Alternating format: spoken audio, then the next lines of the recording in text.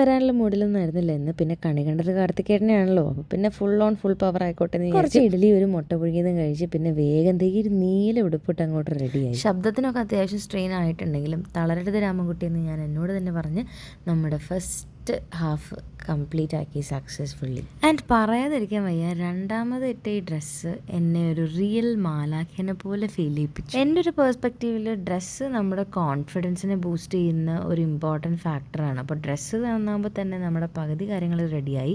And ഇതിൻ്റെ ബാക്കിലെ ആ വർക്ക് എനിക്ക് ഭയങ്കര ഇഷ്ടപ്പെട്ടു. സെക്കൻഡ് ഹാഫ് ഷൂട്ടും നല്ല അടിപൊളിയായിട്ട് കംപ്ലീറ്റ് ചെയ്തതിൻ്റെ സന്തോഷത്തിലാണ് ആ ബാക്കിൽ നിൽക്കുന്നവർ. പിന്നെ കീബോർഡ് പ്ലേ ചെയ്യാൻ അറിയില്ലെങ്കിലും ഷോ ഇറക്കാൻ നമ്മൾ കഴിഞ്ഞിട്ടല്ലേ ആളുള്ളൂ.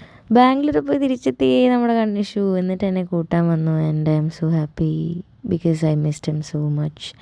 അങ്ങനെ ഞങ്ങൾ ഒന്നിച്ച് ക്ഷീണം തീർക്കാൻ വേണ്ടി ഒരു ചീസി അൽഫാം തന്നെ ആയിക്കോട്ടെ എന്ന് വിചാരിച്ച് നമ്മുടെ സ്ഥിരം പ്ലേസ് ചാർക്കോളിൽ പോയിട്ടൊരു ചീസി അൽഫാം കഴിച്ചു. ആൻഡ് ഈ ഉടുപ്പ് എനിക്ക് ഊരാനേ തോന്നുന്നില്ല ബിക്കോസ് എനിക്ക് അത്ര ഇഷ്ടപ്പെട്ടു. നല്ല ക്ഷീണത്തിലാണ് വീട്ടിലേക്ക് വന്നതെങ്കിലും നമുക്കൊന്ന് മാക്സ് വരെ പോയാലോ എന്നൊരൊറ്റ ചോദ്യത്തിൽ എൻ്റെ ക്ഷീണമെല്ലാം ഞാൻ മറികടന്ന് കുറച്ച് ഡ്രസ്സൊക്കെ വാങ്ങിച്ചിട്ട് തിരിച്ചു വന്നു. അപ്പോൾ അത്രയേ ഉള്ളൂ ഇന്നത്തെ വിശേഷം. അപ്പോൾ വീണ്ടും മ്യൂസിക് റൂം വിശേഷങ്ങളുമായിട്ട് ഞാൻ വരുന്നതായിരിക്കും. Bye bye, good night. അമ്മേ ഉറക്കം വരുന്നു.